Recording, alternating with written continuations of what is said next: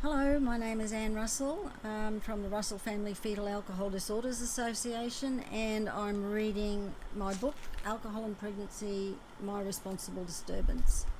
The first edition was published in 2005, and this one and the second edition, which I'm reading, in 2017. The reason I'm doing this is so that people can access this information. I mean, it's our journey basically, but I know when I first found out about FASD, all I wanted was to hear what other people had not gone through, but how they coped, how they managed, what they did, just so that I knew I wasn't alone, I think. So I'm just making this available for people if they want to, because not everybody can afford $29.95 or whatever it is for this book, that whatever Amazon have put on it. Okay, so this is chapter 6, and it's called The Joys of Alcohol, and I will probably read it in 2 sections. It's a little bit longer than normal. So it was around this time, I think maybe when I was 13 or 14, that I discovered what alcohol could do for me. The feeling it gave me was amazing, and I believed this must be how other people felt when they said they were happy. It was also about this time that I killed one of my friends at school. It was in our home economics class, and I was given the heady job of removing a tray of jam tarts from the oven. I remember shaking with excitement because I had been the one chosen. I put on the thick gloves sitting on the bench and opened the oven door. The tarts were bubbling away. I took hold of the wire rack to remove them. I tried to be extra careful, but as I turned to place them on the bench, they slipped off. It was a wire tray, and the tarts were in a metal container. The tarts with the bubbling jam slid off the wire rack and down the groin and both legs of the girl standing next to me. Her name was Winifred, and she screamed. She screamed and screamed. After the ambulance was called, they walked her out. Apparently she either didn't want a stretcher or they just, didn't offer it to her. The last time I saw her, she was limping down the breezeway with an ambulance officer on either side as she screamed in pain. I don't think they'd even washed the jam off. So this would have been about 67, so things obviously were a lot different in those days. So the next day I went to school. I hadn't told my parents what happened. I just couldn't do that. I was sure my mother would have used it against me somehow, so I stayed quiet. But I was so ashamed and frightened to death for Winifred. I trembled all the way to school while begging God to make her well and to give me the strength to get through another day. But when I got to school, the kids told me that Winifred was dead. So clearly, while a burn of this nature would have been horrific, it was unlikely to be fatal unless it became infected, and that couldn't happen overnight. But as a young, immature teenager in the midst of trauma, I believed them completely and unequivocally. There was no compelling evidence to the contrary. No counselling was made available, and no adult ever mentioned this incident again. Winifred never came back to school, and I was left with my own imaginings, waiting for the police to come and take me away. I was going mad. Something in my mind had shifted when I was told that Winifred had died. Quite reasonably, it cranked my anxiety up to impossible levels. I had to find something to keep me from exploding, so I began self-harming. I'd never seen it done or knew anyone who'd done it. It was something that I was instinctively drawn to, and it worked. Feeling physical pain caused the emotional pain to diminish for short periods.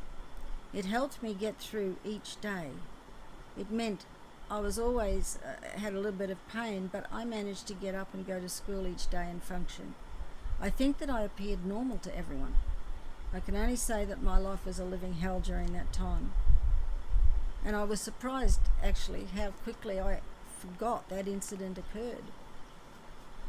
And my father was a very strange man. He did bizarre things to animals. I mean, he didn't hurt them. physically, I don't think. But, for example, he caught birds by tying meat onto the end of a fishing line and throwing it up into the air for seagulls. By the time the seagull had eaten the meat, he'd reeled it in. I mean, with the seagull attached. I don't know what he did with them, I can't remember. He also dyed cats different colours and cut their fur to make it look like they had elastic bands around their tails and tummies. It was weird. Well, bizarre. Odd. He took me to the beach one day and I was so excited and full of energy that I burst out of the car and raced up the beach to try and normalise the feelings in my chest, or run off my energy, probably more to the point. He either thought I'd run away from him or he did it deliberately, but he left me at the beach and drove home. The beach was at least 10 kilometres from home. We lived in Southport and he'd taken me to Main Beach. I couldn't have been any more than 12 years old. And you know, I didn't remember that one either until my sister-in-law or brother told me, I think. I think it was my sister-in-law actually. It was also around that time that he told me about my stepsister, his first daughter. The words he used to describe her were words that I really wanted to hear myself.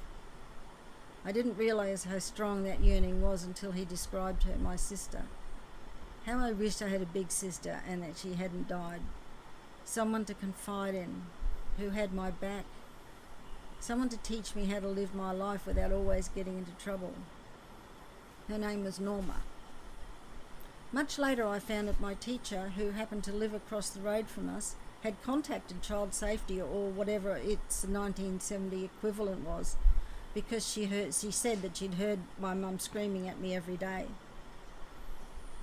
I'd also just happened to tell her about the beach incident, not realising that it wasn't right for a parent to make their 12-year-old find their own way home.